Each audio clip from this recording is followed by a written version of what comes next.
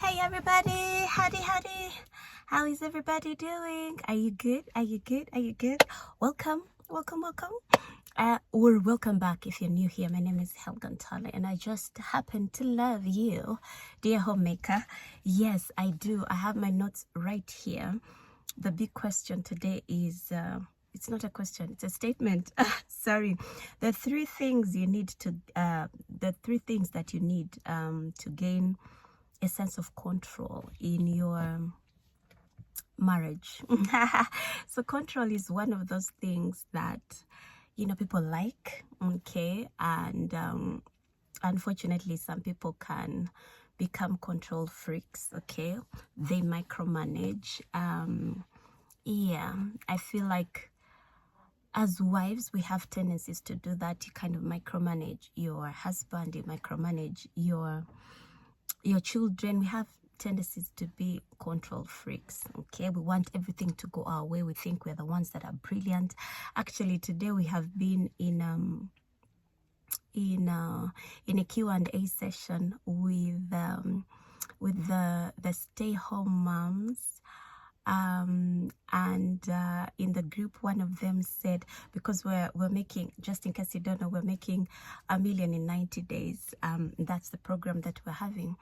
And sorry, excuse me, one of the ladies said, I thought that wives were really good with their money until a certain lesson. So yeah, we have that. We have a certain air, we kind of have this pride that you know everything. Okay, not that you know everything, but you have tendencies. We have tendencies to think that we know everything, and therefore we kind of like to be in control, right? But that's not the control that I'm talking about. It's more about when you feel like you don't know where to start, okay? When you feel like a victim, when you feel like life is just happening to you, okay? And the real thing that you need or that you're desiring, even though you cannot articulate it or say it, is a sense of control. That's all you need. It's a sense of control. And so once you have a sense of control, then you feel like, okay, I can do this, I can live this life, it's not so bad after all. It's because you have a sense of control. So a sense of control is so key, in the life of any individual. It doesn't necessarily have to be homemakers. It's really general, but we kind of need a sense of control, so that life is not just happening to you, but there's a place where you make certain things happen. So yeah, the three things that you need to gain that sense of, okay, I got this, there's something I can do, I'm in control. So the first one is to train your ear to hear God. The reason I'm doing that, the reason I smiled first is because it's something I say all the time, and unfortunately it can be familiar. It's like, okay, Helga will always say, listen to God, ask God, have conversations with God. Yeah, I just wish we would take the familiarity out of it, right? I wish we could do that and take these words really seriously. So it's important that we train our ear to hear God. And when you begin to hear the voice of God and begin to distinguish it from all the other voices, there's a certain confidence you carry. There's a certain air that you carry, and it's because you kind of know that you know what you're doing, right? So you kind of know that God asked you, for example, to stay at home and take care of your children. So no one is going to come and try to sway you from that idea and tell you, oh, you need a 9 to 5, and not that a 9 to 5 is bad. No, there's absolutely no problem with having a job. Absolutely no problem. The only problem is having a job only. That's where the problem comes. But if you have a job and other things, absolutely, that should be okay. There's no problem with that. The only problem is when you have just the job. That's when there's a problem. So this, the video or the statement is not to make, this category better than this one. That's not even what we are doing right here. But it is to be confident in where you are.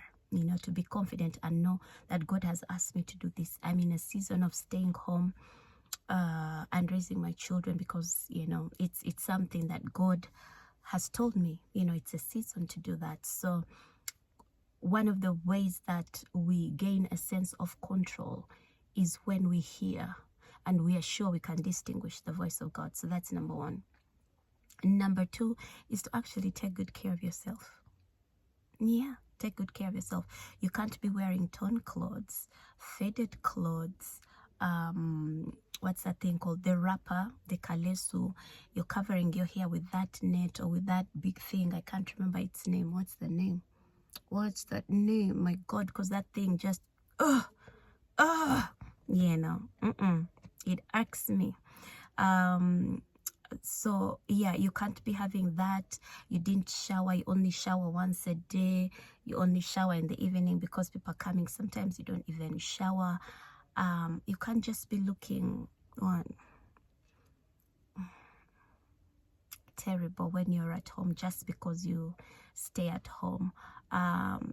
So when you begin to take care of yourself and take care of your beauty and take care of your health, and, you know, go work out, take a walk, do some journaling for your mental, for your emotional, you know, well-being, read your Bible, and I don't know, eat well, eat some salad, eat some fruit, take some lemon water. Those small things, they look like, okay, yeah, I do that, but try doing it consistently. You'll see what happens. You're like, okay, I like how you know, how I'm feeling. You're going to begin to feel a certain way, in a good way, because there's something that you can control. Okay, you may not be able to control the taxes, the government, the weather. Your husband, you can't control him. Yes, there are many things you may not be able to control, but you can control what you eat. You can control how you work out. You can control what your body looks like. You can control what your skin looks like. You understand? So it gives you a sense of control. Okay, yeah, dress well, take care of your beauty, yeah, eat well, do all of those things. It will give you a sense of, you know, if you get up every day and you know that by 8 o'clock, you're, I don't know, you're going to wake up early and you're going to make sure you've locked in time with God. Boom, I've read my Bible. Boom, I've prayed for my children. Boom, I've prayed for my husband. Boom, I've prepared a snack for my husband. Boom. Do you know how, have you seen all those things that you do? You have a sense of control, honey. Okay, you're not like, I failed to wake up, I failed to pray, I just feel discouraged.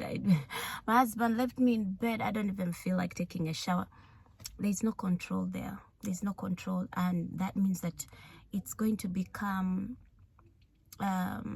it's going to begin to eat upon you, and it's going to result into other things that you probably do not want. Okay, so yeah, make an effort to look nice, to look presentable for your husband. Not even for your husband, in the circle we say for yourself. Okay, whatever your husband sees is bonus. So it's to build that sense of control in your life. Okay, and then you'll find that once you have this sense of control, then there are other things that you can actually pursue. Now you can pursue money because you've gotten your look together, you've gotten your skin together, your home together, you know, it's organized, it looks good. You're like, okay, what else can I do? I think I can start a business. Okay, so that's how it happens. Unfortunately, we want to jump and start the business, but we don't have a sense of order or control, you know, prior to that, which means very likely the business won't work out.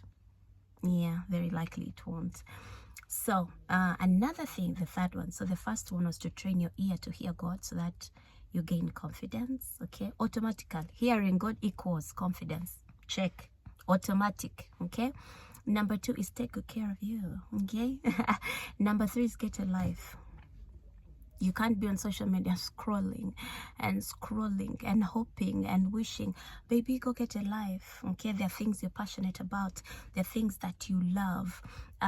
You know, there are certain things you're interested in. You love to read. You love to paint. You love to draw. You love to take walks. You love to garden. You love to organize your home. You love to cook. You love to make. You love to bake. Whatever it is that you like. Why aren't you doing it? Get a life, okay? That will give you a sense of, I love me, okay? It gives you a sense of control because you have decided I'm going to bake cookies. And then you bake the cookies. You're going to trust yourself. Next time you say, I'm going to do this, you're going to trust that you're going to do it. So that means it will build up into something that's actually bigger, okay? Another thing is to have a sense of progress, okay? Sometimes it may be, I want to clean out my house, I want to declutter, and then you declutter room by room, drawer by drawer, wardrobe by wardrobe, whatever. Sometimes it may be cleaning. I want to clean room by room. I want to deep clean all the rooms in my house. Or sometimes it's just, I want to organize my home, my house. I'm going to start here and here and here and here. Just that sense of progress. The fact that, oh, I finished the master bedroom. Now I'm working on the bathroom. Oh, you understand? Oh, a little, you know, when you're sprucing up your house, you're like, okay, I need a certain oomph in my home. I just feel like I need some, you know, I just need to elevate something. So yeah, just knowing that, oh, this year I'm working on just elevating a small something in my home. And actually, you know, you knowing that, oh, I finished the master bedroom, the next one is the kids' bedroom. Just that progress gives you a sense of, I got this. It gives you a sense of control, okay? The last one. This could be the second biggest, probably, is to have some money. Make some money. Make some money. I don't know which number it is, like in terms of the weight or the importance, but make some money. When you have some money, there's a way you talk. There's a way you walk. There's a certain aura that you have when you make money, which is different from, think about your broke days and the days that you have money. And it's a training to learn to be not the same, but to be stable, okay? So that people can be like, hey, you know, you know, you to a point that people can tell when you have money and when you don't. There's a problem. There's something you're not doing right. But when you learn to make money and actually have some money on your bank account, yeah, you'll have a sense of control because you decided to make the money, went and made the money. You decided how much you would save and you saved it. You decided that this is the amount I want on the account and that's what you have, or you're working towards it. That will give you a ton of confidence, okay? That's really it.